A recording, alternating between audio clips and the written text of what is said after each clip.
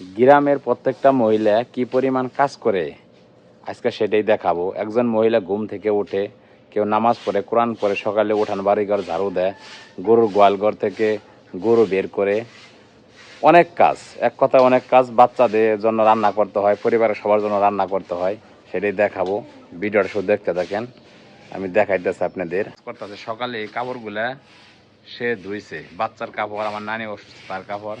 আবার এই যে উঠান বাড়িঘরগুলা ঝাড়ু দিতেছে। এই যে বুঝছেন, বাবা কিছুক্ষণ আগে খের নিয়ে বাজারে গেছিল বিক্রি করার জন্য, সেটা করতেছে। যেগুলো ঝাড়ু দিতেছে, এই যে দেখেন এগুলা ছড়াই দিছে, দেখছেন। গ্রামের প্রত্যেকটা মহিলার আসলে প্রচুর কাজ, মানে কাজের অভাব নাই। এই যে আবার ছাগল দেখতেছেন, এই যে ছাগলের এই যে পাতা বাইরে এনে দিছি, ঠিক আছে, ছাগলের পাতা বাইরে এনে দিছে, ছাগলে খাইতেছে। আবার এই যে এগুলো সব শুকাবে, যেগুলো সব ঝাড়ু দিতেছে, আসলে কাজের অভাব নাই। তুমি কিছু বলো আসলে আমাদের কাকু। গ্রামের মেয়েদের কাজের শেষ নাই।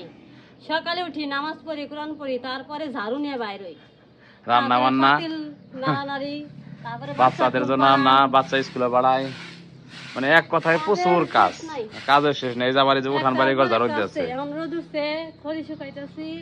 3-4 দিন আবার বৃষ্টি হয়েছিল, দেখেন উঠান বাড়ি ঘর অবস্থা এগুলা, মানে এক কথায় প্রচুর কাজ, ঠিক আছে।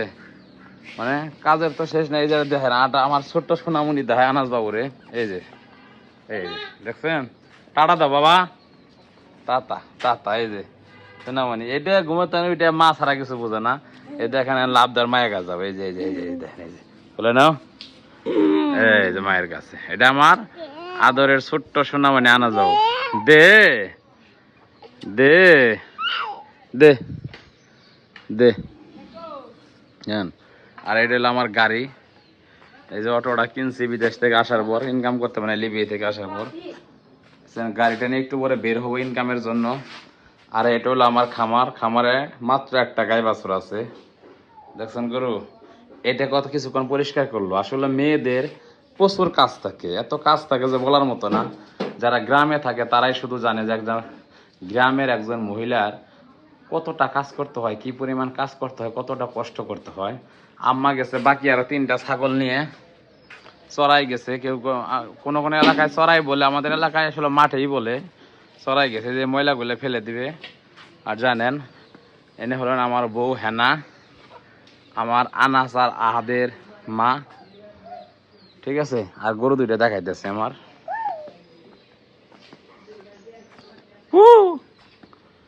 কাজের শেষ নাই, কাজ করতে করতে মহিলা হয়ে যায়। এটা আমাদের গাভী, এটাই গাভী। গাভী থেকে ইনশাল্লাহ একটা শাহিয়াল বাছর হয়েছে।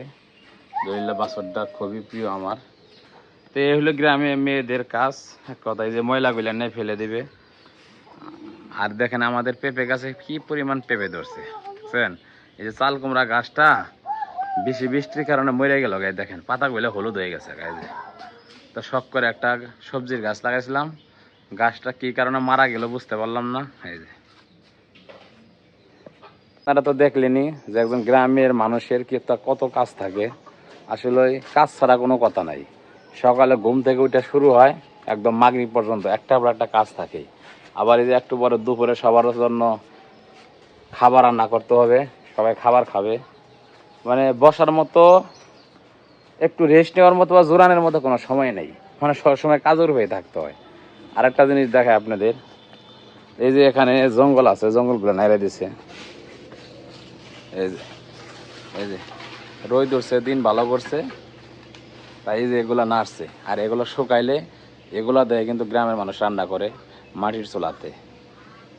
এগুলা দিয়ে মাটির চুলাতে গ্রামের মানুষ রান্না করে। যারা গ্রামে থাকে তারা জানে যে গ্রামের মানুষগুলা কত কষ্ট করে রান্না করে।